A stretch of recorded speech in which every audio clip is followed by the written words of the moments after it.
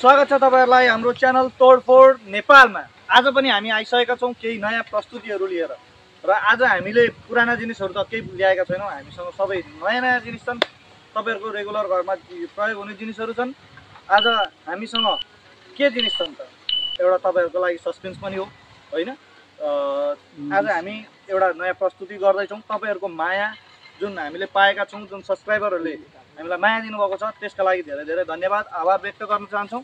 र हाम्रो यो हप्ताको लागि केही टार्गेटहरू छ।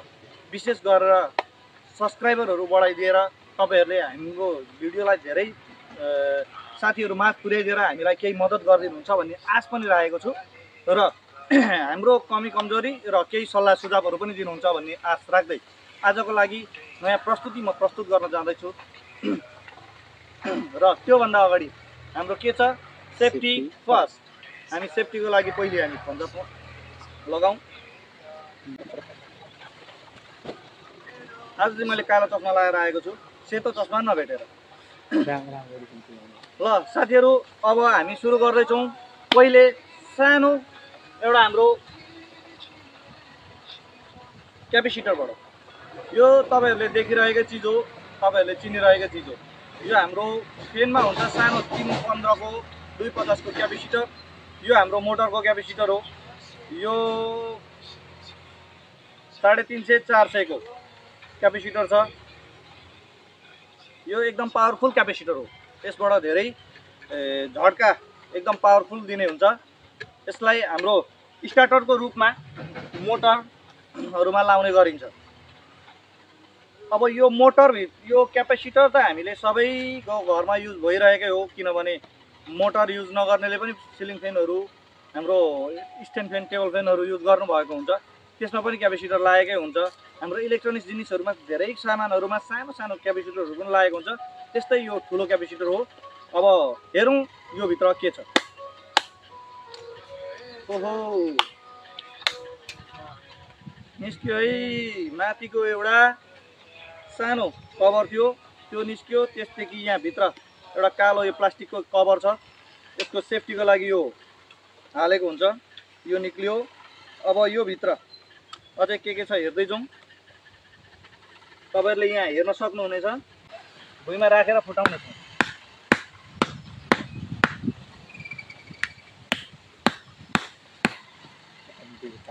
ओहो, बलियो रहेछ हौ साथीहरु। तर हामी पहिला जस्तो छैनौं नि। अब त बलियो भए पनि हाम्रो पावर बढेको छ, सेफ्टी बढेको छ, जोस बढेको छ, जाँगर बढेको छ। आउनुहोस् हेरौँ जति सक्दो हामी फुटाएर हेर्नौँ। तपाईहरुलाई हामी जति सक्दो भित्रका आन्द्रा भुँडी खोतलेर भित्रका सामानहरू कोट्याएर निकालेर देखाउने छौँ, किनभने हामीले सेफ्टी प्रयोग गरेकै छौँ। हामीलाई डर छैन। यो एल्युमिनियमको एउटा बाहिरी पत्र, यहाँ भित्र पनि हेर्नुहोस् एल्युमिनियमले पुरै कभर गरेको हुन्छ। यो कतिसम्म सुरक्षित हुन्छ, तपाईहरुको घरमा प्रयोग गरिने यो सामान कतिसम्म सुरक्षित हुन्छ भन्ने कुरो हो। यो क्यापेसिटर जसलाई बाहिर भित्रबाट कभर गरेर यसमा चार्ज स्टोरेज गरेर यो चार्जिङलाई चिप बढाएर तपाईहरुको मोटर इलेक्ट्रोनिक जिनिसहरुमा बढाउनको लागि प्रयोग गरिने क्यापेसिटर हो। अब यो भित्र यसरी एउटा सानो फेरि क्यापेसिटरको मिनी क्यापेसिटर जस्तो पनि भित्र जोडिएको रहेछ। यसमा प्लस र यो दुईटा पोइन्ट भित्री बाहिर पोइन्ट निकालिदिएको छ। यो भित्रकोबाट आउँछ, यो अर्को बाहिरी, अर्को तल पनि त्यस्तै यस्तै अर्को भित्र पनि छ। तपाईहरुले देख्न सक्नुहुन्छ मजाले।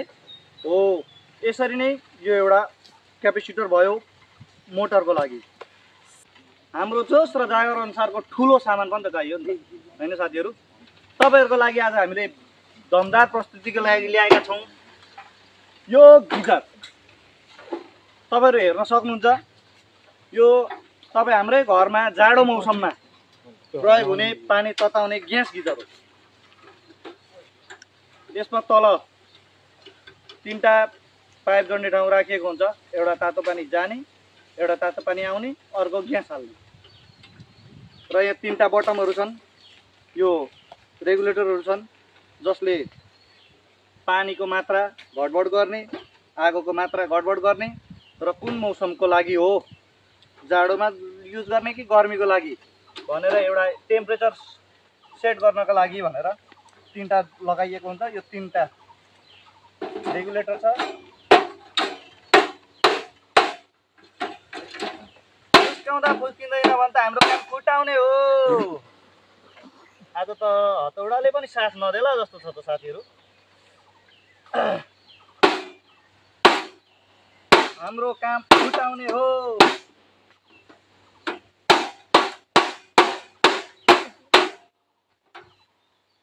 भाँच्यो है भाँच्यो।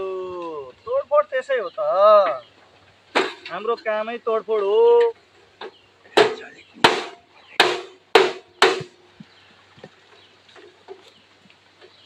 आउनुहोस् यसलाई हेरौँ। पद गर्दा भिडियो दुईटैबाट।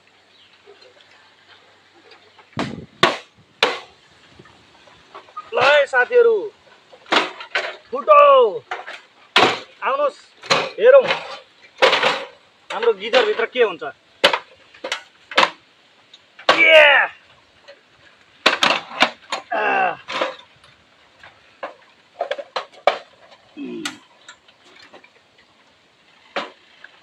तपाईहरुलाई हामी जसरी भए पनि देखाउनेछौँ।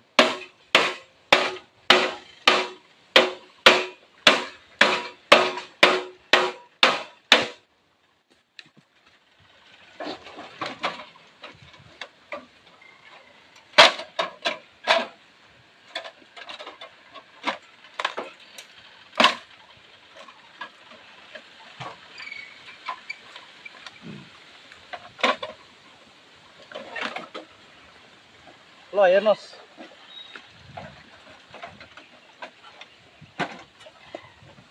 यो एउटा पाइप, जुन तामाको पाइप हो, पाइप कुद्छ। यो पाइप जुन कुदेको छ यसमा तपाईहरुको पानी आउने पाइप हो। यो यता इनलेट भल्भबाट माथि आउँछ र यहाँ घुम्दै पानी तातो भएर यहाँ बर्नर सेट गरिएको छ। त्यो पनि म तपाईहरुलाई देखाउँछु।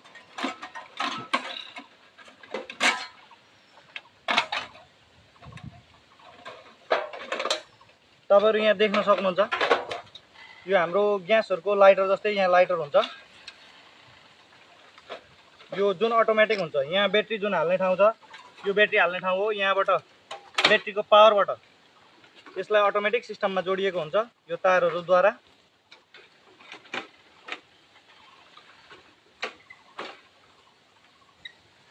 यहाँ पनि हाम्रो एउटा सानो सामग्री छ, तारको कोइलहरु बेरेर एउटा बनाएको छ।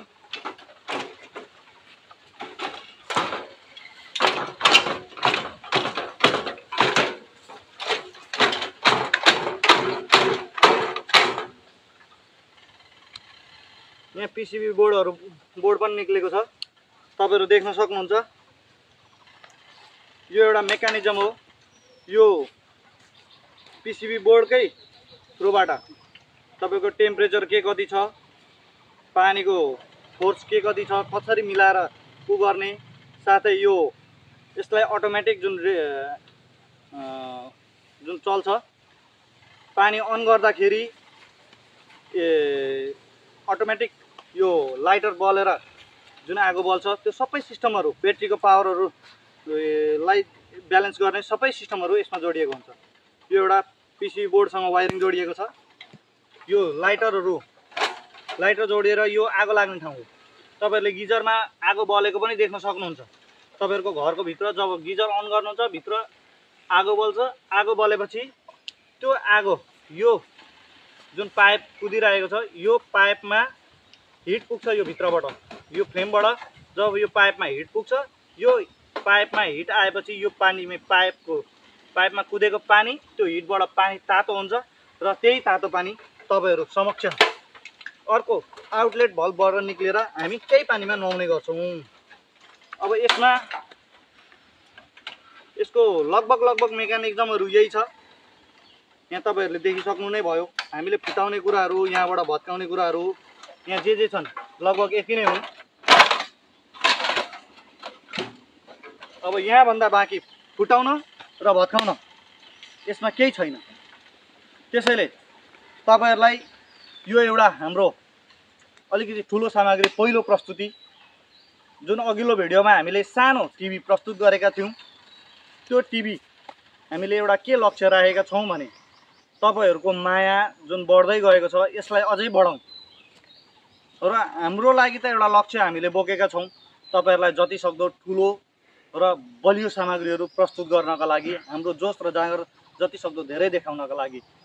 हाम्रो जोश र जाँगर त हामी देखाउने नै छौं, तपाईहरुको पनि जोश र जाँगर देखाइदिनु हुन्छ कि भन्ने आशका साथ हामी हजुरहरुसँग हाम्रो अर्को भिडियो आउनुभन्दा अगाडि तपाईहरुले हामीलाई सकभर 400 देखि 500 सब्स्क्राइब सम्म पुर्याइदिएर एउटा सहयोग गर्नुहुन्छ कि भन्ने आश छ। कम्तीमा 500 सब्स्क्राइब पुग्यो भने म अघिल्लो भिडियोमा तपाईहरुसँग ठुलो पुरानो जमानाको टिभी, जुन हामी यहाँ गाउँघरमा एउटा भुँडे टिभी र डोके टिभीले नामले प्रचलित छ, त्यो टिभी प्रस्तुत गरेर देखाउने बाचा गर्दछु। यदि 500 सब्स्क्राइबर पुगेन भने हामी तपाईहरुलाई अर्को भिडियोमा अरु नै केही प्रस्तुत गर्नेछौं। त्यो आजको लागि गोप्य रह्यो। हेर्नुहोस् हामी आगामी के प्रस्तुत गर्छौं र तपाईहरुको जोश र जाँगर कस्तो छ, हाम्रो कस्तो हुनेछ आगामी भिडियोमा। धन्यवाद।